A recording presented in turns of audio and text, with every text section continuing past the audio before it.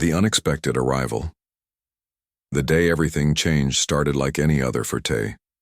The summer sun beat down on his family's countryside home as he kicked a soccer ball against the old oak tree. His parents had gone to town for supplies, leaving him alone for the afternoon. He was about to head inside for a cold drink when a strange whistling sound cut through the air. At first, Tay thought it might be a falling branch or maybe a bird, but the noise grew louder until it became a shriek that made him cover his ears. He looked up just in time to see something streak across the sky, a blur of metal that disappeared behind the thick line of trees at the edge of their property. What was that? He whispered to himself, heart hammering in his chest. Curiosity got the better of fear. Tay dropped his ball and ran toward the woods, pushing through brambles and ducking under low-hanging branches. The smell of burned earth and something strange, something almost like cinnamon and metal mixed together, filled his nose as he got closer. In a small clearing, he found it. A pod no bigger than his dad's car had carved a path through the dirt, leaving a trail of smoking earth behind it. The object wasn't like anything Tay had ever seen before. It wasn't a plane or helicopter, and definitely not a weather balloon. The surface shimmered with an almost pearl-like finish that changed colors when he moved around it. Tay approached slowly, wondering if he should run back to call for help. But then he heard it, a soft tapping from inside. Someone or something was alive in there. "Hello?" Tay called out, his voice shaking. "Is someone in there?" The tapping became more urgent. Tay noticed what looked like a door on the side of the pod with strange symbols glowing around its edges. He reached out and barely touched the surface when it hissed open, releasing a cloud of sweet-smelling mist. Tay jumped back, nearly tripping over a fallen log. When the mist cleared, he saw him, a boy about his own age but definitely not human. The boy had pale green skin that seemed to glow slightly in the shadows of the pod. His eyes were large and completely black, like polished stones, and where ears should be, he had small fin-like appendages that moved slightly as he breathed. But what caught Tay's attention most was that the boy was trapped, his lower body pinned under a collapsed section of the pod's interior. The alien child reached out with a six-fingered hand, making a soft chirping sound that somehow conveyed pain and fear without words. "You're hurt," Tay said, stepping closer. "Let me help you." The alien boy watched him with those large, black eyes, seeming to understand even if he couldn't respond in Tay's language. It took nearly an hour of careful work, but Tay managed to free him from the wreckage. When he tried to help the boy stand, though, it became clear that his legs weren't working properly. Whether from injury or some difference in alien physiology, Tay couldn't tell. "You can't walk," Tay said, more to himself than to the alien. "Wait here. Don't worry, I'll be right back." Tay ran home faster than he'd ever moved in his life. In the back of their garage was his old wheelchair from 2 years ago, when he'd broken his leg falling from a tree. His parents had kept it just in case, though Tay had always rolled his eyes at their over-preparedness. Now he was grateful. Wheeling. It back through the woods wasn't easy. He had to navigate around trees and over roots, but determination pushed him forward. When he returned to the clearing, the alien boy was exactly where he'd left him, examining a leaf with intense interest. "Look what I brought," Tay said, patting the seat of the wheelchair. "This will help you move around until we figure out what to do next." It took some awkward maneuvering, but he managed to get the alien settled into the wheelchair. The boy was surprisingly light, almost as if his bones were hollow like a bird's. Once seated, the alien touched the wheels curiously, then looked up at Tay with an expression that somehow conveyed gratitude. "I'm Tay," he said, pointing to himself. "Tay." The alien mimicked the motion, pointing to his own chest and making a soft sound that sounded like Duri. "Duri?" Tay repeated, and the alien nodded enthusiastically. As the sun began to set, casting long shadows through the trees, Tay realized he had no idea what to do next. His parents would be home soon. He couldn't leave Duri in the woods overnight, but bringing an alien home seemed equally impossible. "I guess you're coming with me," Tay finally decided, grabbing the handles of the wheelchair. but we'll need to be careful and find you a hiding place before my parents get back. As he pushed the wheelchair toward home, navigating the bumpy forest floor, Tay's mind raced with questions. Where had Dury come from? How would he get home?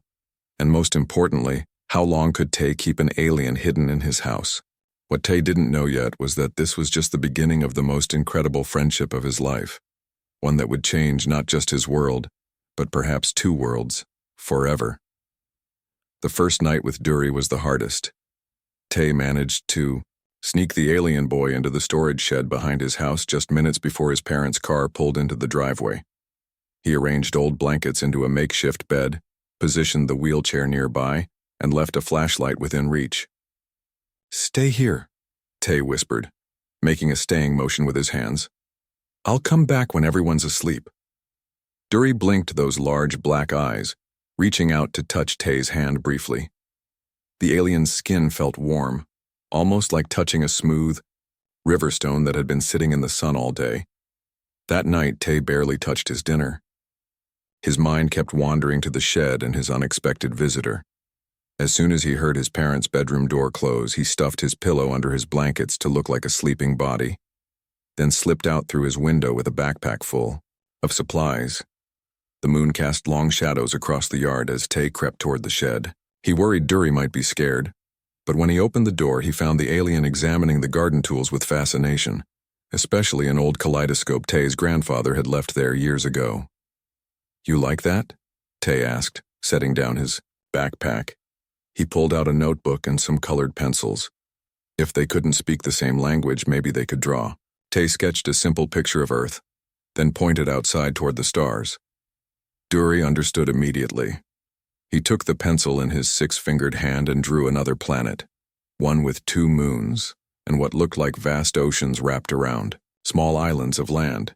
He then drew a small spacecraft and made a crashing motion with his hands. "You crashed," Tay said. "But are others coming for you?" Dury nodded, drawing what seemed to be a calendar of sorts, marking off days, about 20 of them, before drawing a larger ship. 3 weeks, Tay counted. "That's how long until they come?"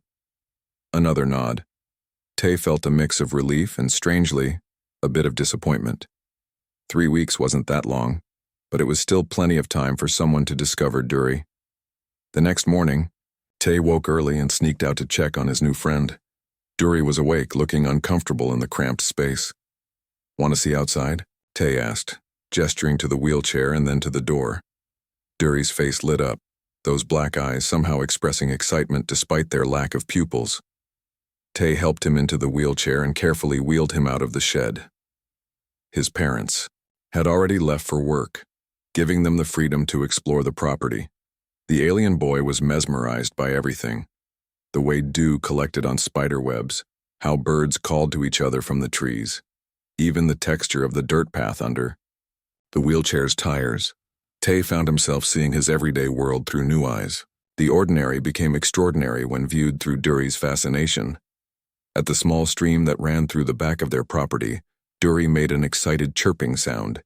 He reached toward the water, and Tay wheeled him closer so he could dip his fingers in. The alien's skin seemed to absorb the water in a strange way, almost glowing brighter for a moment. "You like water?" Tay asked. When Dury nodded enthusiastically, Tay realized this might be important. "Is water different on your planet?" Through more drawings, Tay learned that water on Dury's world was scarcer and had a different composition. Earth's water seemed to have a revitalizing effect on his skin. Each day they developed new ways to communicate. Dury quickly picked up simple words: water, tree, sky, friend, and Tay learned to understand the aliens' chirps and whistles that conveyed basic emotions. They created a kind of sign language between them, unique to their friendship. Their routine developed naturally. Mornings were for exploration when Tay's parents were at work. Tay would wheel Dury to different parts of the property: the old oak tree, the small pond beyond the stream, the wildflower meadow where butterflies gathered. In the afternoons, they'd return to the shed before Tay's parents came home, and Tay would bring books and small objects to show Dury later that night. One afternoon, disaster nearly struck. Tay had wheeled Dury to the edge of the woods when they heard the unexpected sound of his mother's car coming up the driveway. She had returned home early from work. "Quick!" Tay whispered, panic rising in his chest. The shed was too far away. They'd be spotted for sure. Thinking fast, Tay pushed the wheelchair behind a large bush and threw his jacket over Dury's head and shoulders, hiding his alien features. They waited, hearts pounding, as Tay's mother carried groceries from the car to the house. Just when they thought they were safe, she started walking toward the garden, heading right in their direction. Tay squeezed Dury's shoulder gently, a signal they had developed meaning, "Trust me." Then he stepped out from behind the bush. "Mom, you're home, early," he called, walking toward her to intercept her path. "The office closed for a plumbing emergency," she explained. "What are you doing out here?" "Just, working on a nature project for school," Tay said, the lie feeling strange on his tongue. He'd never kept secrets from his parents before. "About local plants and stuff." "That's nice. Don't stay out too long.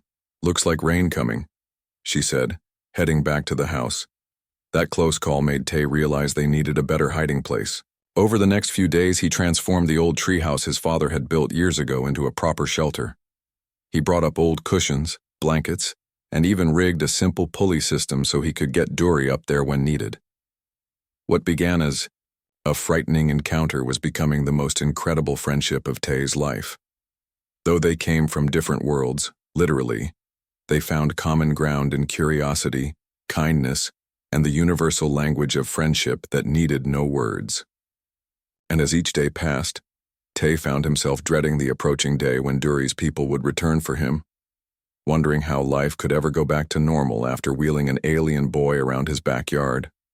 2 weeks had passed since Tay found Dury in the crashed pod. Their days had fallen into a comfortable routine, but Tay noticed something worrying. Dury's skin was losing its healthy glow. The alien boy tired more easily, and his breathing seemed labored, especially in the afternoons when the air grew warmer. One morning, Tay brought Dury to their favorite spot by the stream. Usually, the alien would reach eagerly for the water, but today he simply sat in the wheelchair, his head drooping forward. "Dury, are you okay?" Tay asked, kneeling in front of him. Dury made a weak chirping sound and drew a shaky picture in Tay's notebook, a simple drawing of himself with squiggly lines around his body that Tay understood to mean their atmosphere was affecting him. Next to it, Dury drew a countdown. Only 7 days until his rescue, but Tay wasn't sure Dury would last that long. "You need help," Tay said firmly, "and I can't do this alone anymore." That night, Tay made the hardest decision since finding Dury. He rode his bike to the edge of town to the small house where Mr. Han lived. Mr. Han was their next-door neighbor's uncle, a retired doctor who had always been kind to Tay. More importantly, Mr. Han had once told Tay about his theories that we weren't alone in the universe during a community stargazing night. Tay's hand shook as he knocked on the door. What if Mr. Han didn't believe him? What if he called the authorities? Mr. Han answered, surprise crossing his weathered face at finding Tay on his doorstep after dark. "Tay? Is everything all right?" "Mr. Han, I need your help," Tay said, his voice trembling. "But you have to promise to keep a secret, a really big secret." Perhaps it was the urgency in Tay's voice or the tears welling in his eyes, but Mr. Han simply nodded and invited him inside. Tay told the whole story, expecting disbelief or laughter. Instead, Mr. Han listened intently, asking occasional questions about Dury's appearance and symptoms. "Take me to him," Mr. Han said when Tay finished. He grabbed an old medical bag and followed Tay outside to where they had left their bikes. The ride back seemed endless. When they finally reached the treehouse, Tay called softly up to Dury before helping Mr. Han climb the ladder. The old doctor froze momentarily when he first saw Dury, but then his medical training took over. "Remarkable," he whispered, approaching slowly. "May I?" he asked, holding up his stethoscope. Dury looked to Tay, who nodded encouragingly. Mr. Han listened to Dury's chest and examined his skin with gentle fingers. His body isn't processing our oxygen efficiently, Mr. Han concluded. And there's something in our atmosphere, perhaps the nitrogen level, that's causing his skin to dry out. He turned to Tay. We need to create a microenvironment for him, and I can't do it alone. The next day, Mr. Han arrived with his friend Mrs. Yu, a science teacher from the local high school. Like Mr. Han, she was awestruck rather than frightened by Dury. She immediately began taking notes on his physiology. We need someone who knows engineering, Mrs. Yu said. Someone who can help modify this wheelchair to support his breathing. I know someone, Mr. Han replied. My nephew Jin works with medical equipment. He can be trusted. By the end of the week, their small circle of helpers had grown to 5 people, all sworn to secrecy, all amazed by their visitor from the stars. Jin arrived with parts salvaged from old oxygen tanks and air purifiers. Together with Mrs. Yu, they modified the wheelchair, adding a small oxygen generator and a humidifier that created a pocket of air around Dury that was closer to his home atmosphere. Mr. Park, who owned the local greenhouse, brought special plants that helped filter the air. And old Mrs. Kang, who everyone in town thought was just a quiet grandmother, revealed she had worked in communications before retirement and offered to help track any signals from Dury's people. The treehouse became their headquarters, transformed into a cozy space filled with equipment. They took shifts checking on Dury, bringing him food. They'd discovered he could eat most fruits and certain vegetables, and simply keeping him company. Tay watched in amazement as these adults, people he'd known his whole life but never truly known, came together for Dury. There were no phone calls to authorities, no panic, no fear, just curiosity, compassion, and a shared sense of wonder. Why are you all helping? Tay asked one evening as they gathered in the treehouse, watching Dury sleep peacefully in his modified wheelchair. You could get in trouble. Mr. Han smiled, placing a hand on Tay's shoulder. Sometimes, Tay, the right thing to do isn't what the rulebooks say. Meeting someone like Dury, it's a miracle. A reminder that the universe is bigger and more wonderful than we imagine. How could we not help? Mrs. Yu nodded in agreement. In all my years teaching science, I've told students to question, to wonder, to look beyond what they know. How could I ignore my own advice when the proof of other life appears right in our small town? Jin, who had been quietly adjusting some settings on the wheelchair's oxygen tank, looked up. My grandmother used to tell me stories about sky people who would someday come to Earth. Everyone thought they were just old folk tales, but look at him, sleeping right there. Not scary, not here to invade, just a child who needs help, like any of us might. With Dury's health improving thanks to the modified wheelchair, they turned their attention to the approaching rescue date. According to Dury's drawings, his people would land in the mountains, about 30 miles away. We'll need to transport him there without being seen, Mr. Park said. The main roads will be too risky. Mrs. Kang spread out a map on the treehouse floor. There are old logging roads through these woods, she said, tracing a path with her finger. They connect all the way to the base of the mountain. Rough terrain, but passable. As they planned the journey, Tay felt a strange mix of emotions. He was relieved that Dury would soon be going home, back to his own people in a world where he could breathe freely. But the thought of saying goodbye left an ache in his chest. That night, after everyone had gone, Tay sat beside Dury in the treehouse. The alien boy was looking much better, his skin glowing softly in the dim light. I never thought finding you would lead to all this, Tay said quietly. It's like you didn't just crash into the woods. You crashed into all our lives. Dury chirped softly and took Tay's hand, placing it over his heart in a gesture they both understood needed no translation. The day of departure arrived with a sky full of low-hanging clouds, perfect cover for their secret mission. Tay had told his parents he was going camping with Mr. Han's nature club for the weekend, a lie that still made his stomach knot with guilt. But how could he explain the truth? Their small convoy gathered at the edge of town before dawn, 3 vehicles carrying their unlikely crew.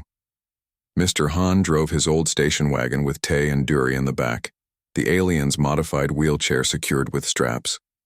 Mrs. Yu followed, in her jeep carrying their equipment while Mr. Park and Mrs. Kang brought up the rear in his greenhouse delivery truck, loaded with supplies. Everyone remember the plan, Mr. Han said quietly as they gathered for a final check. We stick to the back roads. If we see any other vehicles, act natural. We're just a group heading out for a weekend nature retreat. Tay sat beside Dury in the back seat, both of them wrapped in blankets despite the warm morning. The blankets would hide Dury if they passed other cars. Through the pre-dawn darkness, Tay could see his friend's excitement. Those large black eyes seemed to shine with their own light, and he kept making soft clicking sounds that Tay had come to recognize as happiness. "Ready for your big adventure?" Tay asked, trying to sound cheerful despite the heaviness in his chest. Dury nodded and reached out, touching Tay's face with gentle fingers. In these past weeks, they'd created their own way of communicating, part drawings, part simple words, and part gestures that somehow bridged the gap between their worlds. The convoy pulled away from town as the first hints of pink touched the horizon. For the first hour, they drove on paved roads, passing only the occasional early morning truck. Then Mr. Han turned onto a narrow dirt track that wound between tall pines. "This is where it gets tricky," he said over his shoulder. "These old logging roads haven't been maintained in years." The station wagon bounced and swayed over ruts and fallen branches. In the back seat, Tay held on to Dury's wheelchair to keep it steady. The alien didn't seem to mind the bumpy ride. If anything, he appeared to enjoy it, making what sounded almost like laughing noises each time they hit a particularly large bump. By mid-morning, they were deep in the forest. Mr. Han pulled over in a small clearing, and everyone stretched their legs while Jin checked Dury's oxygen levels. "How are you feeling?" Tay asked, wheeling Dury to a spot where sunlight filtered through the leaves.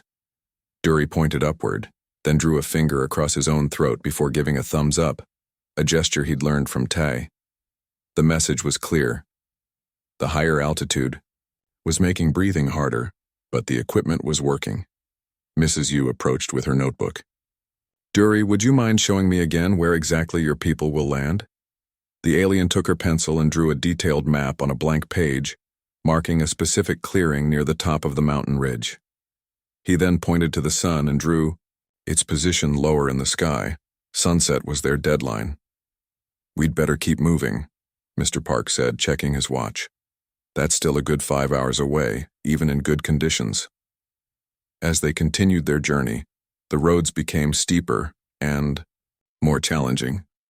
In some places, fallen trees blocked their path, requiring the men to move them while Mrs. Kang kept watch for any passing hikers or forest rangers. The higher they climbed, the more the landscape changed, dense forest giving way to rockier terrain with scattered pines. Around noon, disaster nearly struck. As they rounded a sharp bend, they came face to face with another vehicle, a Forest Service truck parked across the narrow road. A ranger stood beside it, checking something on a clipboard. "Everyone stay calm," Mr. Han whispered, slowing down. "Remember our cover story?" Tay quickly pulled the blankets higher around Dury, hiding all but the top of his head. Mrs. Yu grabbed a bird-watching guide from her bag and placed it prominently on the dashboard. The ranger approached as Mr. Han rolled down his window. "Morning, folks. This is an unusual spot for a drive." "Bird-watching expedition," Mr. Han replied with a relaxed smile. "The high country warblers are migrating this time of year." The ranger looked skeptical. 3 vehicles for bird-watching? "We're with the County Naturalist Society," Mrs. Yu added, leaning across from the passenger seat. "Annual mountain survey. We've got our equipment and camping gear, planning to stay till Sunday." Tay held his breath as the ranger peered into the back seat. Dury remained perfectly still under the blankets, understanding the danger even without words. After what felt like hours, the ranger nodded. "Just be careful up ahead. There's been some washout from the spring melt. Road gets pretty rough about 2 miles up." "We appreciate the warning," Mr. Han said. "Have a good day, officer." As they pulled away, Tay let out the breath he'd been holding. That was close. Just as the ranger had warned, the road deteriorated badly as they continued upward. In some places, it was barely a track, with deep gullies carved by rainwater. Mr. Park's truck got stuck once, its wheels spinning in loose gravel until they all worked together to push it free. By late afternoon, they'd reached a point where the vehicles could go no further. A rock slide had completely blocked the road ahead. "We'll have to continue on foot," Jin said, unfolding a topographical map. "According to this, we're about 2 miles from the clearing Dury indicated." Tay looked at Dury's wheelchair doubtfully. "The wheels won't make it over those rocks." "Already thought of that," Mr. Park said, opening the back of his truck. He pulled out something that looked like a cross between a wheelbarrow and a stretcher, with sturdy all-terrain wheels. "Built this last night. We can transfer him and his equipment to this." As the adults worked to move Dury and his oxygen setup to the new transport, Tay wandered a few steps away, looking up at the mountain looming above them. Somewhere up there, in just a few hours, Dury would board a ship and leave Earth, leave him forever. The thought made his throat tight with emotion. Mrs. Kang appeared beside him, her weathered hand gentle on his shoulder. "It's hard to say goodbye to a friend," she said quietly. "How did you know what I was thinking?" Tay asked. She smiled. "I've said many goodbyes in my life. But you know, the most special friendships never really end. They just change form." The final leg of their journey was the hardest. The path grew increasingly steep, requiring all of them to help push and pull Dury's transport over rocky terrain. The sun sank lower, casting long shadows across the mountainside. Dury kept looking up at the darkening sky, his anticipation palpable. Just as the first stars appeared, they crested a ridge and found themselves at the edge of a perfectly circular clearing, exactly as Dury had drawn it. Tay checked his watch, 20 minutes until the scheduled arrival time. Mr. Han set up a small radio device that Mrs. Kang had built, hoping to detect any approaching spacecraft. Jin made final adjustments to Dury's breathing apparatus, ensuring he was comfortable for the wait. Tay wheeled Dury to the center of the clearing, away from the others. These last few minutes belonged to them alone. "I wish you could stay longer," Tay said, his voice barely above a whisper. "Or that I could go with you, just to see what your world is like." Dury reached for the notebook they'd filled with drawings over the past weeks. He flipped to a blank page and drew a simple picture, 2 stick figures standing side by side, one clearly Tay and one clearly himself.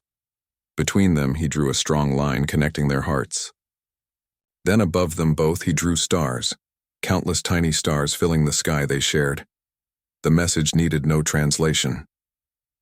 The mountain air grew colder as darkness settled around them. Tay zipped his jacket up to his chin, his eyes fixed on the night sky. Beside him, Dury sat in his wheelchair, those large black eyes reflecting the emerging stars above. Their small group had spread out around the clearing. Mr. Han checking his watch every few minutes, Mrs. Yu taking notes about everything as if she couldn't bear to miss a single detail of this historic moment. Jin monitoring Dury's oxygen levels, while Mr. Park and Mrs. Kang set up small portable lights around the perimeter of the clearing. "Do you think they'll actually come?" Tay whispered, voicing the fear that had been growing inside him as the minutes ticked by. What if Dury's people had given up? What if they thought he hadn't survived the crash? Dury nodded confidently and pointed to a specific section of the sky. He made a series of chirping sounds that Tay had come to understand meant he was certain. Then he reached for Tay's notebook and drew a quick sketch of a timepiece with the hands pointing just a few minutes ahead of their current time. "So they're coming right on schedule," Tay said, trying to sound excited rather than heartbroken. The wind picked up suddenly, sending leaves swirling around their feet. Mrs. Kang's radio device began emitting a series of beeps, growing faster. With each passing second, "Something's approaching," she called out, adjusting dials on her equipment. "It's not registering on any normal frequency, but there's definitely a disturbance in the atmosphere directly above us." Tay looked up, but saw nothing but stars. Then, almost imperceptibly at first, he noticed the stars in one patch of sky beginning to blur, as if viewed through running water. The air itself seemed to ripple and bend. "Everyone stay calm," Mr. Han instructed, though his own voice trembled with excitement. "Remember, we're guests witnessing something extraordinary. Follow Dury's lead." The temperature in the clearing dropped noticeably. The rippling effect intensified until a section of sky about the size of a house seemed to fold inward upon itself. Then silently, so silently it was almost more frightening than if there had been noise, a shape materialized.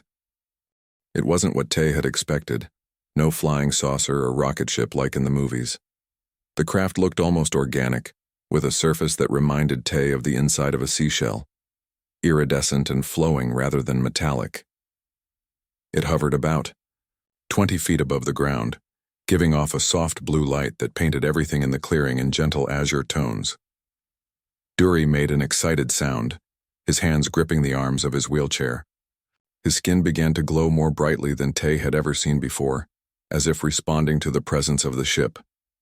A beam of light, more focused and intense than the ambient glow, shot down from the center of the craft to touch the ground about 10 feet away from them. The air within the beam shimmered, and then 3 figures appeared, simply there, as if they had always been standing in that spot. They were clearly Dury's people, taller than him, with the same green skin and large eyes, but their bodies seemed more elongated, more alien than Dury had appeared after these weeks of familiarity. They wore simple garments that seemed to shift color like oil on water. The tallest of the 3 stepped forward, looking directly at Tay rather than at Dury. The alien raised a hand in what seemed like a universal gesture of peace. "They want to know if you're the one who helped me," Dury said suddenly in perfect, unaccented human speech. Tay jumped, nearly falling backward in shock. You can talk? This whole time you could talk?" Dury made a sound that was unmistakably laughter. "Not until now. They're helping me, connecting my mind to your language center. It's temporary, just so we can say goodbye properly." The taller alien approached and made a deep bow toward Tay, then toward each of the adults in turn. When the alien spoke, the words formed directly in Tay's mind rather than coming through his ears. "We offer our deepest gratitude. Our child was lost, and you found him. He was injured, and you healed him. He was stranded, and you brought him home. These debts can never be repaid." Tay swallowed the lump in his throat. "We just did what anyone would do." The alien's head tilted slightly. "No. What you did was extraordinary. Many on your world would have reacted with fear or sought to exploit our child. Instead, you showed compassion and wisdom beyond your years." One of the other aliens approached Dury, kneeling beside his wheelchair and placing hands on either side of his face in what seemed like both a greeting and a medical examination. After a moment, the alien looked up and communicated something to the others in a series of musical tones. "They can repair my legs," Dury explained to Tay. "The damage wasn't permanent, just too complex for your medicine." The aliens worked quickly, attaching a small device to Dury's forehead. It glowed briefly, then seemed to dissolve into his skin. For a few moments, nothing happened. Then slowly, Dury moved his legs. First a twitch, then a bend at the knee, and finally he pushed himself up from the wheelchair to stand on shaky but functional legs. Tay couldn't help himself. He rushed forward and wrapped Dury in a tight hug. The alien boy felt different standing up. Taller than Tay had realized, but still small for his kind. Dury hugged him back just as fiercely. "I never thought I'd stand again," Dury whispered. "I never thought I'd see my family again." "You did that, Tay, you and your friends." The adults approached cautiously, each taking a turn to say goodbye. Mrs. Yu wiped tears from her eyes as she shook Dury's hand. Mr. Han placed a gentle hand on the alien boy's shoulder, smiling warmly. Jin, Mr. Park, and Mrs. Kang each said their farewells, a mixture of scientific fascination and genuine emotion on their faces. The tallest alien stepped forward again. "We must leave soon. Our presence here risks detection by your global monitoring systems." But before they could turn to go, Dury held up one hand. He reached into a hidden pocket in his garment and pulled out a small object. It looked like a crystal, no bigger than a marble, with a swirl of light dancing inside it. "This is for you," he said, placing it in Tay's palm. "It stores memories. Our memories. Everything we shared these past weeks." When you hold it and think of me, you'll feel like I'm right here beside you. Tay closed his fingers around the crystal, feeling a warmth, spread up his arm and into his chest. For just a moment he experienced a flash of double vision, seeing the clearing both through his own eyes and through Dury's, seeing himself as the alien boy saw him, brave, kind, a friend worth crossing the stars to find. "Will you ever come back?" Tay asked, his voice breaking. "I don't know," Dury admitted. "Our peoples aren't ready for official contact yet, but someday perhaps. And until then..." He touched the crystal in Ty's hand. The lead alien made a gesture, and the beam of light intensified. It was time to go. Dury took a few experimental steps on his newly healed legs, then turned back for one last look at the group who had saved him. "Thank you," he said simply, those two words carrying the weight of worlds. Then he stepped into the light with his people. For a moment their forms remained visible, Dury raising his hand in a final wave. Then the light contracted, pulling them upward into the waiting craft.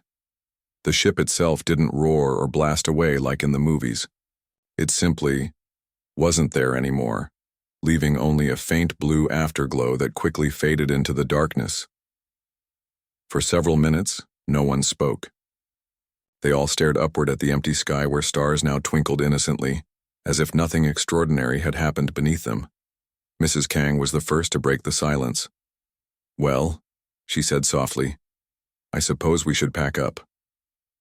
As they gathered their equipment, Tay remained in the center of the clearing, the crystal warm in his hand. He didn't feel the devastating sadness he had expected. Instead, there was a strange peace, a sense of connection that transcended the physical distance that would soon separate him from his friend. On the long journey back down the mountain, as the others quietly discussed what they had witnessed, Tay gazed out the window at the stars. Somewhere up there, Dury was heading home, carrying stories about Earth, about humans, about friendship that bridged impossible differences. Years later, long after Tay had grown up and become a teacher himself, he would still sometimes take out the crystal on clear nights. Holding it under the stars, he would feel that familiar warmth, that connection to something larger than himself. And sometimes, just sometimes, when the night was particularly still, he would hear a faint, familiar chirping sound on the wind, a reminder that some friendships truly were universal, bound neither by gravity nor by the vast emptiness between worlds.